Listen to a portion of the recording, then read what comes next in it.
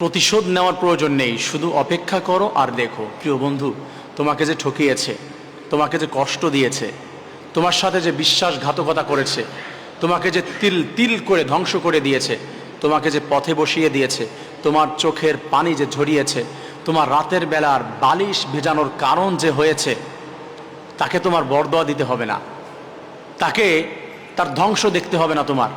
তুমি বরদোয়া দিও না, তুমি অপেক্ষা করো আর দেখো তোমার সামনেই সে ধ্বংস হবে।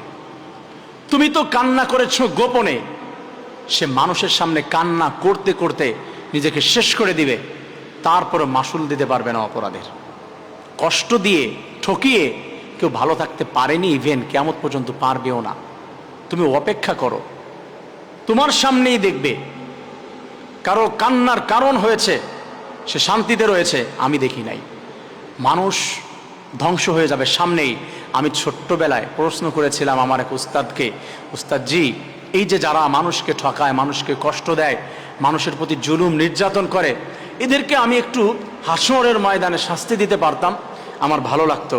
উস্তাদজি আমাকে বলেছিল, হাসরের ময়দানে সৃষ্টিকর্তা যেভাবে তাদেরকে ঠকাবে, যেভাবে তাদেরকে শাস্তি দিবে সৃষ্টিকর্তা, তুমি দেখে তোমার মায়া লাগবে, তুমি দেখে তোমার কষ্ট হবে যে আল্লাহ এত কষ্ট দিচ্ছে তাদেরকে।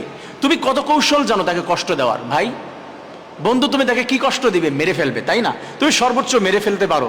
আল্লাহ বলেছে লা ইয়ামুতু ফিহা ওয়ালা ইয়াহইয়া, বাঁচবেও না মরবেও না, আমি বাঁচতেও দিব না মরতেও দিব না, এত কষ্ট দিব, নিঃশেষ করে দেব, ভিতরটা সারখার করে দেব, আমি বাঁচতে দিব না মরতেও দিব না আমি। আল্লাহু খায়রুল মাকিরিন। আল্লাহ বলছে তুমি আমার প্রতি ভরসা করো, তুমি আমার প্রতি ভরসা করো, আমার উপরে ছেড়ে দাও, প্রতিশোধ তোমার নিতে হবে না, আমার উপরে ছেড়ে দাও। ওয়ামাকারু ওয়ামাকারাল্লাহু ওয়াল্লাহু খায়রুল মাকিরিন। আল্লাহ তাআলা বলছে তারা ষড়যন্ত্র করছে, তারা ঠকিয়েছে, তারা জুলুম করেছে, আমি আল্লাহ রব্বুল আলামিন যখন কৌশল অবলম্বন করব, তারা তখন সরতে পারবে না, তারা ছুটে যেতে পারবে না।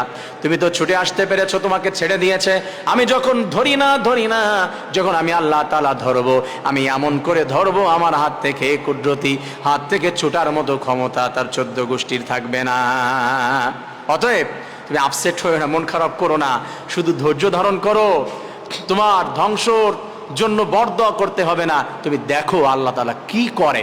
কষ্ট দিয়ে, ঠকিয়ে, প্রতারণা করে, চোখের পানি ফেলানোর কারণ হয়ে, কারোর স্বপ্নগুলো ভেঙে চুরমার করে দিয়ে, কাউকে আকাশ পর্যন্ত উঠিয়ে ভালোবাসা দিয়ে থাপ করে ছেড়ে দেওয়ার যন্ত্রণা যে, কষ্টটা যে কত বেশি, এটা তুমি নিজেই দেখবে, তুমি অনুধাবন করতে পারবে। অতএব প্লিজ আপসেট হয়েও না, মন খারাপ করো না, তুমি অপেক্ষা করো, তোমার সামনেই তুমি দেখতে পাবে। আল্লাহর কাছে বিচার দাও, আল্লাহই বিচার করবে, সেই করবে। আসুন আমরা মানুষকে ঠকানো, প্রতারণা করা থেকে দূরে সরে আছি। আল্লাহ তাআলা সবাইকে হিদায়াত দান করুন।